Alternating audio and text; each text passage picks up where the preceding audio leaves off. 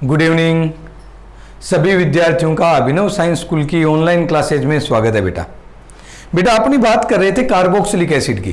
Carboxylic acid की अपने basic हो गए थे और बनाने की विधियां चल रही थी, अधिकांश विधियां हो गई थी। मैंने कहा था 2 विधियां और बची हैं।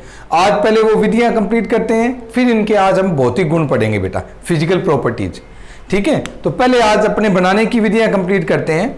अगली विधि 6 नंबर विधि अपने बात करते हैं अम्ल क्लोराइड या कहते हैं अम्ल हैलाइड।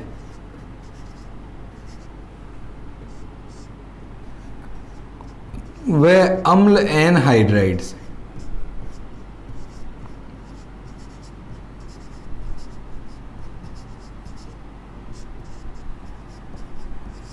बेटा आराम से देखें, अम्ल हैलाइड या अम्ल एनहाइड्राइड या ये भी कह सकते हो एसिल हैलाइड, एक ही बात है बेटा।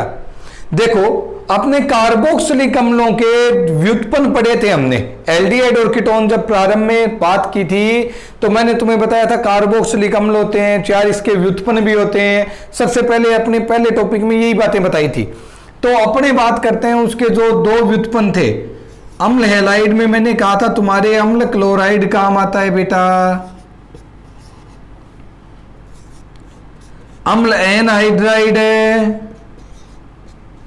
ये एसिटिक एनहाइड्राइड सर्वाधिक काम आता है बेटा। इन दोनों से अपने कार्बोक्सिलिक अम्ल बना सकते हैं। आराम से सुन लें भाई, अम्ल क्लोराइड हो चाहे अम्ल एनहाइड्राइड हो, दोनों से कार्बोक्सिलिक अम्ल बना सकते हैं। कैसे? जब अपने इनका जल अपघटन कराएं। सभी विद्यार्थी ध्यान से सुने कि जब अपने इनका जल अपघटन करवाते हैं तो जैसे इनका जल अपघटन करवाया जाता है, सभी विद्यार्थी देखें, HCl अलग, यह जल अपघटन अम्लीय या क्षारीय दोनों माध्यमों में होता है। यह भी ध्यान रखना, यह जल अपघटन अम्लीय या क्षारीय दोनों माध्यमों में होता है। ज्यादा इजी अम्लीय माध्यम में होता है, इसीलिए यह करवाना है तुम्हें।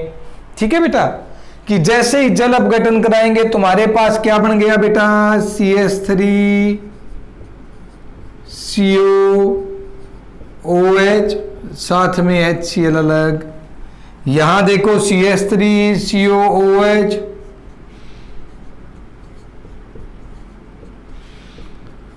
साथ में दूसरा भी यही बन गया, यानी दोनों अणु इसी के बने हैं बेटा, CH3 COOH CH3 COOH, दोनों अणु एक ही बने हैं भाई। तो बेटा आराम से सुने सभी बच्चे, भाषा में एक ही लाइन लिखनी है। अम्ल हैलाइड और अम्ल एनहाइड्राइड का अम्लीय या क्षारीय माध्यम में जल अपघटन कराने पर कार्बोक्सिलिक अम्ल बनते हैं। सुन लेना बेटा, नोट्स में सीधी एक लाइन में लिखते हैं अपने कि अम्ल क्लोराइड या अम्ल एनहाइड्राइड का अम्लीय या क्षारीय माध्यम में जल अपघटन कराने पर कार्बोक्सिलिक अम्ल बनते हैं। क्लियर है बेटा सभी बच्चों के? ठीक है, ये जल अपघटन कराना है सीधा। बोलो करवा सकते हो कि नहीं करवा सकते? अभिक्रिया कोई कठिन है क्या? करवा दोगे सभी बच्चे? तो एक बार वापस सुन लें, अम्ल क्लोराइड और अम्ल एनहाइड्राइड दोनों का अम्लीय या क्षारीय माध्यम में, यहां भी कई बार एक बात और सुने, बच्चे कई बार बड़ी छोटी छोटी बातें पूछ लेते हैं। जैसे एक ने पूछा था सर वो अपने जब जाइलिन ली थी उससे कार्बोक्सिलिक अम्ल बनाए थे, मैंने कहा था दोनों COH बन जाएंगे। तो एक बच्चे ने पूछा था सर यहां भी पोटेशियम वाला बनेगा क्या? बिल्कुल बनेगा बेटा, वो तो शॉर्टकट में तुम्हें सीधा बता दिया था कि हाँ भाई दोनों लास्ट में प्रोडक्ट में ये बन जाने हैं। ठीक है, प्रक्रिया नहीं बदलती, एक में है वो ही रहती है। ओके बेटा, तो इसमें ज्यादा टेंशन मत लिया करें। जैसे कोई कहते ऊपर लिखे नीचे नहीं लिखे, बात वही है। तो यानी अम्लीय या क्षारीय माध्यम में अम्ल क्लोराइड या अम्ल एनहाइड्राइड का जल अपघटन कराने पर कार्बोक्सिलिक अम्ल बनते हैं। बेटा ये तुम्हारे कार्बोक्सिलिक अम्ल की विधियां हैं। अब एक विधि और बची है, सुने भी। अब तुम्हारे एक विधि और है सिलेबस में, लास्ट विधि है, देख लो। अब अपने सिलेबस की बात करते हैं तो सिलेबस की बात करते हैं तो तुम्हारे अब लास्ट विधि है कि कार्बोक्सिलिक अम्ल वाली जो विधियों की चर्चा कर रहे थे उसमें अब अपने लास्ट विधि की चर्चा कर रहे हैं बेटा। लास्ट विधि है तुम्हारे एल्किल नाइट्राइल या एमाइड से। अब देखो बेटा मैंने दो नाम बोले, यानी ये दोनों एक साथ आ जाएंगे। एल्किल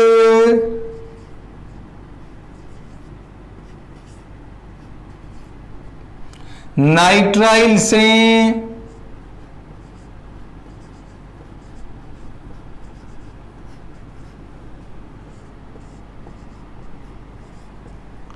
या एमाइड से,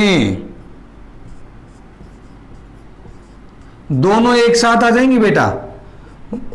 अरे वो अपनों ने सबसे पहले पढ़ी थी ना एल्कोहल वाली, कि एल्कोहल के ऑक्सीकरण से कार्बोक्सिलिक अम्ल, उसके साथ ही एल्डिहाइड कीटोन भी आ रहे थे। सेम वही तरीका है। देखो वहां अपनों ने पढ़ा था पहले एल्कोहल के ऑक्सीकरण से एल्डिहाइड कीटोन बनते हैं, फिर उनसे कार्बोक्सिलिक अम्ल। यहां भी वही बात है, एल्किल नाइट्राइल से पहले तो अपने क्या बनना है, एमाइड बनने, और एमाइड से कार्बोक्सिलिक अम्ल। प्रक्रिया वही रहनी है, इसीलिए ये दोनों एक साथ लिए हैं बेटा। देखो अरे साइनाइड याद आ रहे हैं क्या बेटा जी? अरे साइनाइड याद आ रहे हैं ना बेटा? एल्किल साइनाइड, एल्किल नाइट्राइल, ध्यान आ रहे हैं? Ethane nitrile. अपने एल्किल साइनाइड का जल अपघटन कराना है। सुन ले बेटा, एल्किल साइनाइड का जल अपघटन कराना है तनु HCl की उपस्थिति में।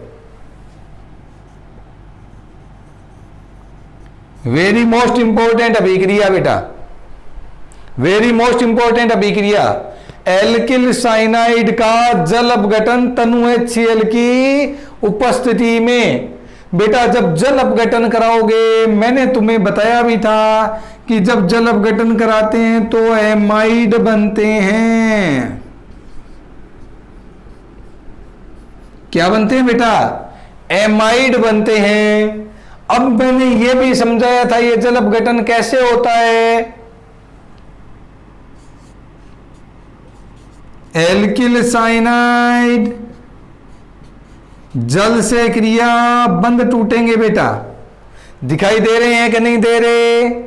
अरे दिखाई दे रहे हैं कि नहीं दे रहे? देखो C के साथ और N के साथ दोनों H, एमाइड बना। एमाइड का फिर आगे जल अपघटन होता है बेटा। एमाइड का फिर आगे जल अपघटन होता है। जैसे ही जल अपघटन होगा तुम्हारे पास CH3COOH बन गए, साथ में अमोनिया अलग हो गया बेटा। आराम से सभी बच्चे देखें, एल्किल साइनाइड का जब बेटा अपने जल अपघटन कराते हैं तनु HCl की उपस्थिति में, तो पहले तो एमाइड बनता है और एमाइड के जल अपघटन से कार्बोक्सिलिक अम्ल बनते हैं। बोलो ध्यान में रख लोगे क्या बेटा? आराम से सुन ले, एल्किल साइनाइड का जल अपघटन करवाना है तनु HCl की उपस्थिति में। जब अपने जल अपघटन करवाते हैं तो अच्छे से देख लो, तुम्हारे पास एमाइड बनता है। क्या बनता है बेटा? एमाइड। और एमाइड का जल अपघटन जब हम करवाते हैं तो तुम्हारे पास क्या बनेगा? कार्बोक्सिलिक अम्ल। बोलो बना दोगे क्या? भाषा सुन ले, एक ही लाइन लिखनी है। एल्किल नाइट्राइल का जल अपघटन तनु HCl की उपस्थिति में कराने पर पहले एमाइड बनते हैं और एमाइड के जल अपघटन से कार्बोक्सिलिक अम्ल बनते हैं। एल्किल साइनाइड का जल अपघटन तनु HCl की उपस्थिति में कराने पर एमाइड बनते हैं और एमाइड का जल अपघटन कराने पर कार्बोक्सिलिक अम्ल बनते हैं। अब एक छोटी सी समस्या रहती है बेटा, यह तो सीधी बात है, एक छोटी सी समस्या। एग्जाम में 2008 में एक प्रश्न आया हुआ है, ठीक है, तो ये तुम्हारे 2008 के बोर्ड एग्जाम में पूछा हुआ प्रश्न है, वो पूछ रहा हूं। पूछा था एल्किल साइनाइड की क्रिया तनु HCl से कराओ। अरे कोई सूत्र नहीं लिखा, भाषा लिख दी, एल्किल साइनाइड की क्रिया तनु HCl से। तो ये बात तुम्हें समझनी है बेटा कि तनु HCl से कराएं तो साथ में जल अपघटन है। क्या है? जल अपघटन। अब बच्चे क्या सोचते हैं, एल्किल साइनाइड तनु HCl और कराया, ये लो सर एल्किल हैलाइड बना दिया, हमारे देखो क्या बना था।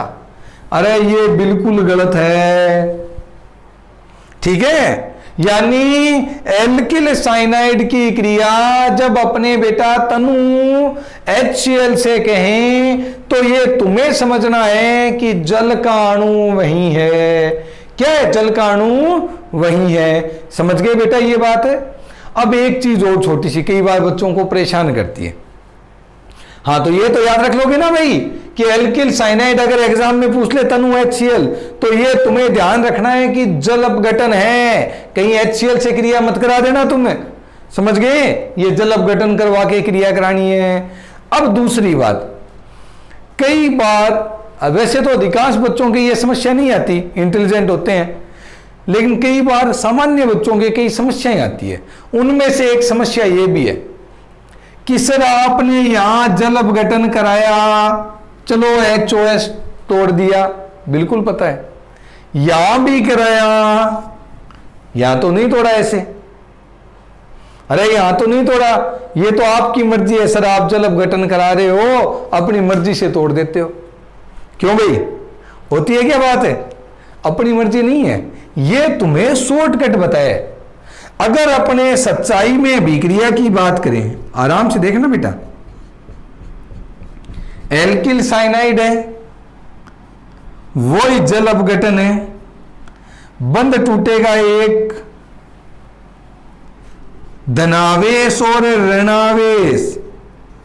कारण याद रखना भाई, धनावेश और ऋणावेश। नाइट्रोजन की विद्युत ऋणता ज्यादा इसलिए ऋणावेश, इसीलिए H जुड़ गया बेटा, क्योंकि इस पर धनावेश है। कार्बन पर धनावेश है, इसलिए क्या जुड़ गया? ऋणावेश। ये बनता है। अब कोई कहते सर ये एक जैसे थोड़ी थे, अरे नहीं थे, एक जल का अणु और आता है, इसको ऊपर बना रहा हूं बेटा ताकि तुम्हें समझने में इजी हो जाए। एक जल का अणु और आता है, ये बंध टूटता है, ये देखो ये H और ये OH आ गया। अब देखो एक कार्बन से कितने OH जुड़े हैं बेटा?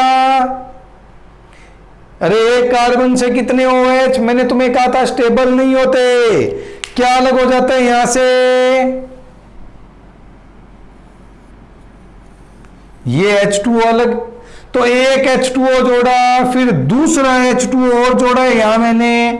अरे पहले एक जोड़ा फिर दूसरा और जोड़ा था ना, यहां पर है दो जोड़े थे, एक वापस अलग हो रहा है तो यानी वास्तविकता में बन तो यही रहा है CH3CONH2। मैंने वो शॉर्टकट में ऐसे बना दिया बेटा। कैसे बना दिया? ये शॉर्टकट में। तो यानी तरीका तो ये होता है कि दो पदों में जुड़ता है, फिर H2O अलग होता है, काम एक ही H2O आता है, तो उसको तुम्हें समझाने के लिए सीधा शॉर्टकट में बना देते हैं बेटा कई बार। समझ गए? तो कहीं कंफ्यूज होने की जरूरत नहीं है बेटा। ये अपने कार्बोक्सिलिक अम्ल बनाने की सभी विधियां समाप्त हो गई हैं।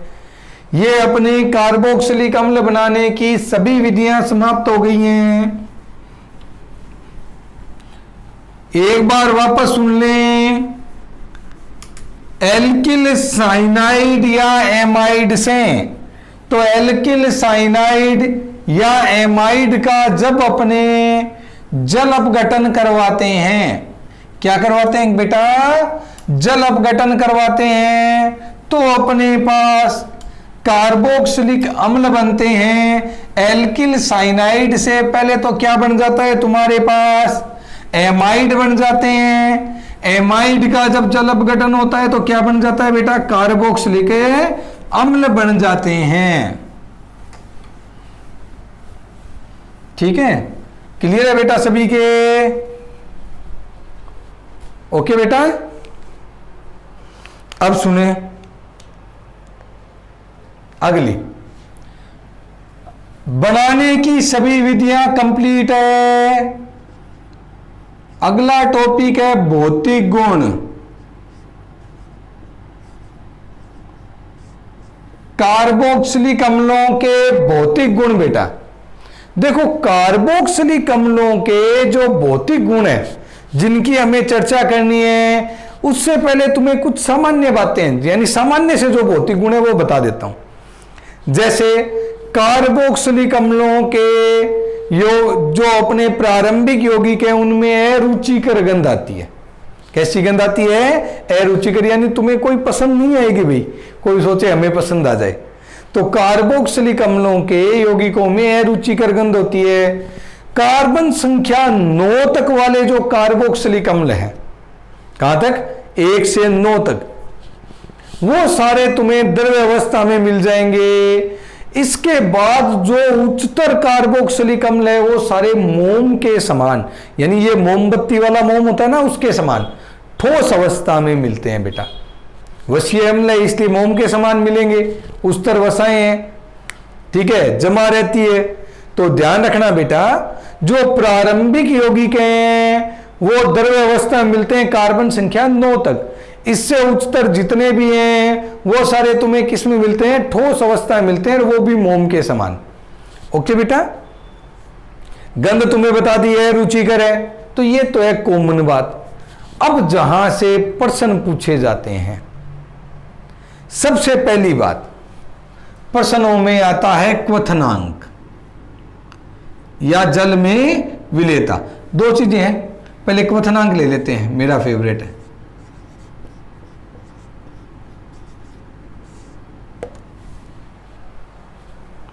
क्वथनांक बेटा, क्वथनांकों की बात करते हैं तो सुन लें, कार्बोक्सिलिक अम्लों में जैसे जैसे कार्बनों की संख्या, सुन ले बेटा, कार्बनों की संख्या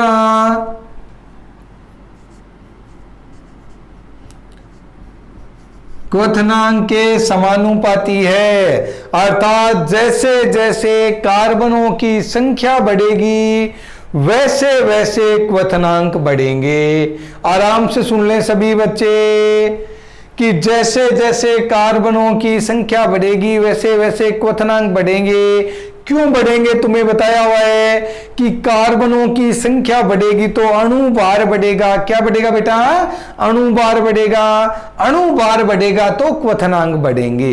एक बार वापस समझे सभी विद्यार्थी इस बात को कि क्वथनांकों में जैसे जैसे कार्बनों की संख्या बढ़ती है, सुन लेना बेटा, जैसे जैसे कार्बनों की संख्या बढ़ती है वैसे वैसे क्वथनांक बढ़ते हैं, क्योंकि अणु भार बढ़ता है। क्या बढ़ता है बेटा? अणु भार।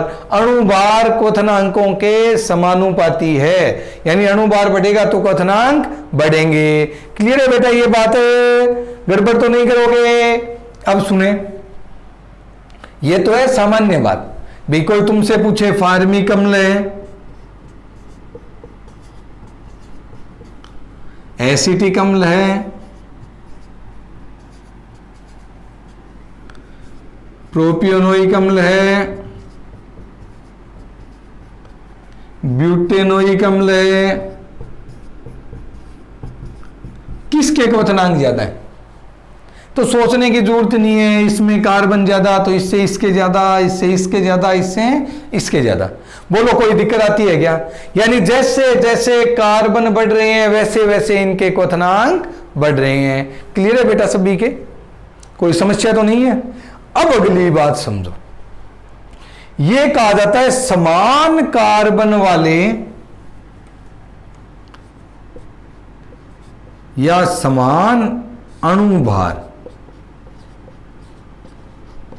इस शब्द को थोड़ा सा चेंज कर देता हूं मैं, एक्यूरेट जरूरी नहीं है, लगभग।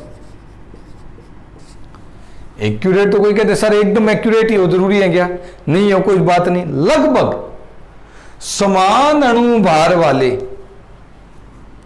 Alkene,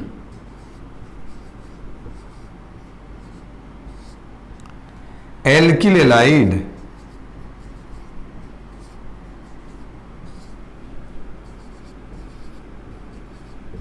alkene, alkyl halide, ether, aldehyde, ketone,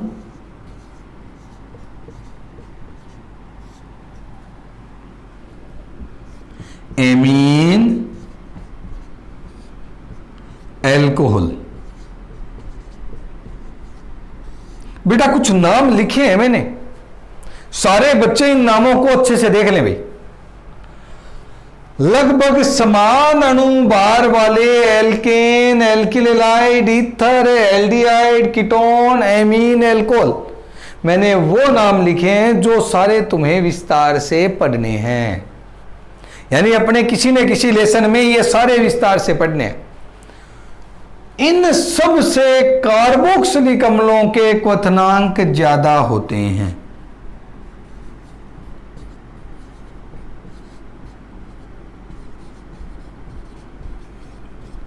समझ ले बेटा, यानी लगभग समान अणु भार वाले, चाहे तुम एल्केन लो, एल्किल एलाइड लो, चाहे ईथर लो, चाहे एल्डिहाइड लो, चाहे कीटोन लो, चाहे एमीन लो, चाहे एल्कोहल लो, इन सब से कार्बोक्सिलिक अम्लों के क्वथनांक ज्यादा होते हैं। पहली बात दिमाग में ये बिठानी है, यानी इसमें कोई तुम्हारे संशय नहीं होगा, आराम से समझ लें। चाहे एल्केन हो, एल्किल एलाइड हो, ईथर हो, एल्डिहाइड हो, कीटोन हो, एमीन हो, एल्कोहल हो, इन सब से कार्बोक्सिलिक अम्लों के क्वथनांक उच्च होंगे। अब बात आती है सर उच्च क्यों होंगे? अरे भाई उच्च क्यों होंगे?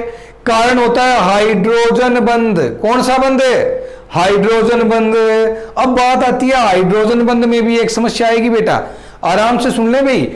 Alkene, alkyl halide, ether, aldehyde, ketone, amine, alcohol से कार्बोक्सिलिक अम्लों के क्वथनांक उच्च होते हैं। और कारण पूछे तो कारण क्या होता है? हाइड्रोजन बंध। क्या होता है भाई? हाइड्रोजन बंध। अब बात आती है एमीन और एल्कोहल में, इन दोनों में भी हाइड्रोजन बंध होते हैं। क्या होते हैं? इन दोनों में भी हाइड्रोजन है बंध, लेकिन फिर भी कार्बोक्सिलिक अम्लों के क्वथनांक उच्च हैं। क्या है? कार्बोक्सिलिक अम्लों के क्वथनांक उच्च। कारण सुनो,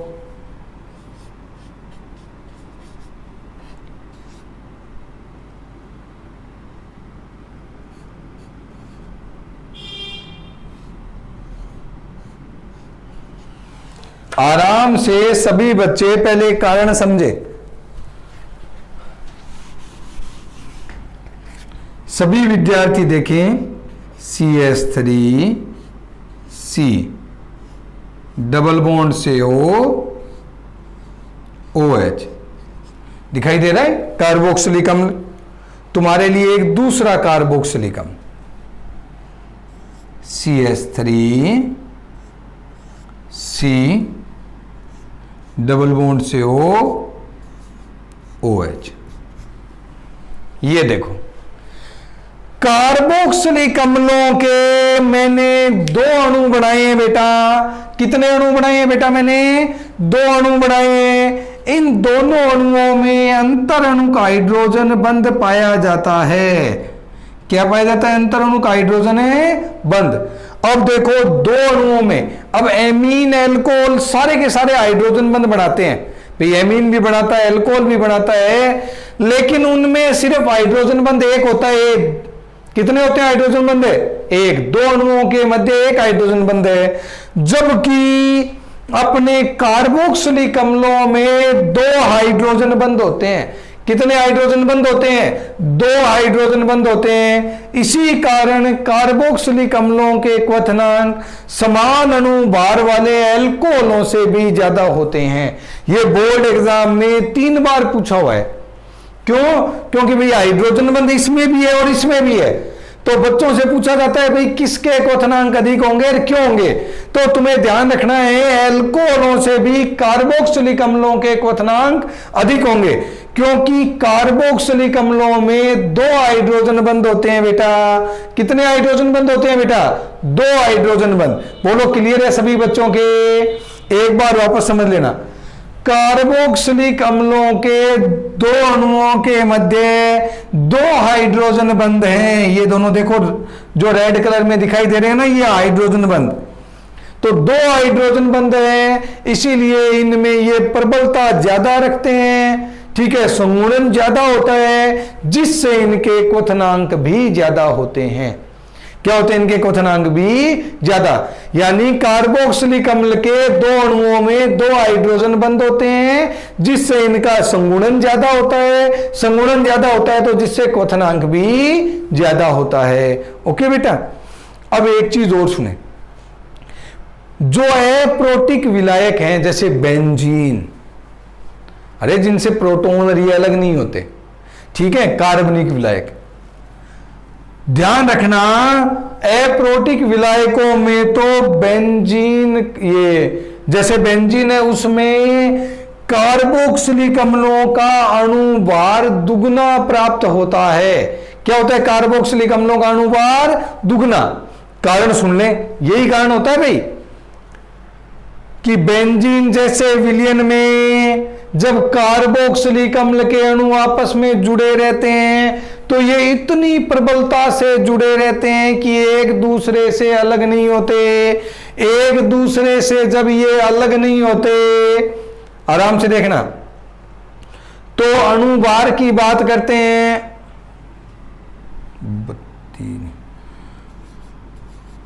जो अपने एसिटिक अम्ल का अणुभार 60 आना चाहिए था, इन दोनों अणुओं के जुड़ जाने के कारण 120 प्राप्त होता है। अब यह प्रश्न स्पेशल बोर्ड एग्जाम में अलग से पूछा हुआ है। यह तुम्हारे विलियन वाले चैप्टर में भी आता है कि बेंजीन विलियन में एसिटिक अम्ल का अणुभार 60 की तुलना में 120 क्यों प्राप्त होता है? अरे भाई वहां जब वांट ऑफ गुणांक पढ़ोगे ना तुम्हें सॉल्यूशन में, तब यह बात आएगी वहां पर। तो बेंजीन विलियन में एसिटिक अम्ल का अणुभार 60 की तुलना में 120 प्राप्त होता है। क्यों? तो तुम्हें बताना है बेंजीन विलियन में एसिटिक अम्ल के 2 अणु आपस में प्रबलता से जुड़े होते हैं। क्या होते हैं? एसिटिक अम्ल के 2 अणु आपस में प्रबलता से जुड़े होते हैं। प्रबलता से जुड़े होने के कारण ये गैसीय अवस्था में भी साथ रहते हैं, यानी ये बंध इतने प्रबल होते हैं कि गैसीय अवस्था में भी बंध नहीं टूटता, उसमें भी आपस में जुड़े रहते हैं। इसीलिए अणुभार 60 की तुलना में कितना प्राप्त होता है बेटा? 120। अरे भाई 2 अणु जब प्रबलता से जुड़े हैं, उनको अलग नहीं कर सकते तो अणुभार 60 की तुलना में 120। बोलो ध्यान में रख लोगे, भूल तो नहीं जाओगे। देखो बेटा अब कई क्वेश्चन हुए हैं, यहां से कई क्वेश्चन बनते हैं इस भौतिक गुण वालों से। देखो alkane, alkyl halide, ether, aldehyde, ketone, amine, alcohol, इन सब से किसके क्वथनांक अधिक हैं? कार्बोक्सिलिक अम्ल के हैं। ठीक है, कारण है हाइड्रोजन बंध। अब एक तो सीधा प्रश्न। दूसरा प्रश्न पूछ ले कि लगभग समान अणुभार वाले एल्कोहल और कार्बोक्सिलिक अम्लों में किसके क्वथनांक अधिक हैं? तब तुम्हें बताने होते हैं कि एल्कोहलों से भी कार्बोक्सिलिक अम्लों के क्वथनांक अधिक है, क्योंकि एल्कोहलों में तो हाइड्रोजन बंध कितना होता है? 2 अणुओं में 1, और इसके 2 अणुओं में कितने हाइड्रोजन बंध होते हैं बेटा? 2। इसीलिए यहां प्रबल हाइड्रोजन बंध होते हैं, इसी कारण से संगुणन ज्यादा होता है, क्वथनांक ज्यादा होते हैं। याद रख लोगे। अब सुनो बेंजीन विलियन में, बेंजीन विलियन में एसिटिक अम्ल के क्वथनांक ये अणुभार 60 की तुलना में 120 प्राप्त होते हैं। कारण बताओ। कारण यही है कि ये इतनी प्रबलता से जुड़े होते हैं कि गैसीय अवस्था में भी अलग नहीं होते, और दो अणुओं का अणुभार हमेशा साथ आता है। क्या आता है? दो अणुओं का अणुभार हमेशा साथ। इसीलिए 60 की तुलना में कितना प्राप्त होता है ज्ञात करने पर? 120। कितना होता है भाई? 120। कारण ये प्रबल हाइड्रोजन बंध है, ये चित्र बना के बताना होता है। क्लियर है बेटा? सभी के ध्यान में रख लोगे। अब सुनो अगला। अगला आता है जल में विलेयता। क्या आता है तुम्हारे? जल में विलेयता। भौतिक गुणों में देखो, भौतिक गुणों में जो जल में विलेयता की बात करते हैं तो ये तुम्हारे क्वथनांक से उल्टा है भाई। तय सी बात है, हाइड्रोजन बंध बनेगा। हाँ, एक बार वापस सुन लेना। Alkane, alkyl halide, ether, aldehyde, ketone, amine, alcohol से कार्बोक्सिलिक अम्लों के क्वथनांक ज्यादा हैं, एल्कोहल से भी ज्यादा हैं। क्यों? हाइड्रोजन बंध दोनों में है, लेकिन कार्बोक्सिलिक अम्ल का हाइड्रोजन बंध ज्यादा प्रबल है। ओके बेटा? बेंजीन विलयन में, या ये कहते हैं प्रोटिक विलायकों में, जो कार्बोक्सिलिक अम्लों का एसिटिक अम्ल है उसका अणुभार 60 की तुलना में 120 आता है। कारण बताओ? तो तुम्हें बताना होगा इसमें प्रबल हाइड्रोजन बंध होते हैं। ये चित्र बना के बताना होता है बेटा। बता दोगे? हाँ बिल्कुल, ये डायग्राम बना के बताने हैं। अब बात आती है इसकी जल में विलेयता की। भाई हमें ये पता लग गया ये हाइड्रोजन बंध बनाता है। क्या करता है? कार्बोक्सिलिक अम्ल हाइड्रोजन बंध बनाता है। हाइड्रोजन बंध बनाता है, इसका मतलब जल में विलयशील होगा। क्या होगा बेटा? जल में विलयशील होगा। सभी विद्यार्थी ढंग से सुन लें। हाइड्रोजन बंध बनाता है, इसीलिए जल में क्या होगा? विलयशील होगा। अब हमें यह पता लग गया कि भाई हाइड्रोजन बंध के कारण जल में विलयशील है, लेकिन कितने कार्बन तक? तो सुने, देखो कार्बोक्सिलिक अम्ल के भी दो भाग होते हैं बेटा। दो भाग होते हैं, जल स्नेही, जल प्रतिकर्षी भाग। कौन कौन से भाग होते हैं बेटा? जल स्नेही और जल प्रतिकर्षी। जो एल्किल समूह यानी कार्बनों वाला भाग होता है वो होता है जल प्रतिकर्षी।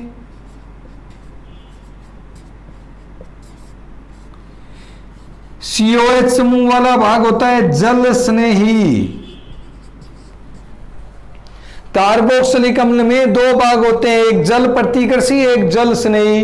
अब तुम्हें पता है जैसे जैसे कार्बनों की संख्या बढ़ेगी, क्या बढ़ेगी बेटा? जैसे जैसे कार्बनों की संख्या, यानी ये कार्बन है सारे, 1 2 3 कितने भी, जैसे जैसे कार्बनों की संख्या बढ़ेगी, बताओ जल स्नेही बढ़ रहा है, एक जल प्रतिकर्षी बढ़ रहा है बेटा। तो जैसे जल प्रतिकर्षी बढ़ रहे हैं तो जल प्रतिकर्षी जैसे जैसे बढ़ेगा इनकी जल में विलेयता घटेगी। क्या होगी? इनकी जल में विलेयता घटेगी। सुन लेना भाई, कार्बोक्सिलिक अम्ल है वो हाइड्रोजन बंध बनाते हैं जल के अणुओं के साथ। आराम से देखें सभी, कार्बोक्सिलिक अम्ल है